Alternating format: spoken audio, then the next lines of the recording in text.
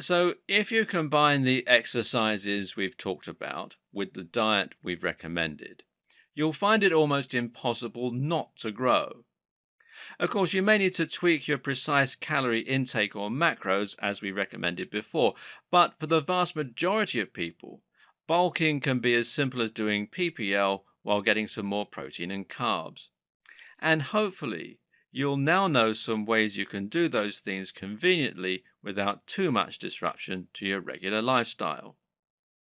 This is key because it means you actually stand a good chance of sticking at your goals. Finally, remember that your body is always going to be in one of two states: catabolic, meaning you're anxious and burning muscle and fat, or anabolic, meaning that you're growing. We grow when we're well fueled, and we grow when we're rested. So eat big, rest big, and get big.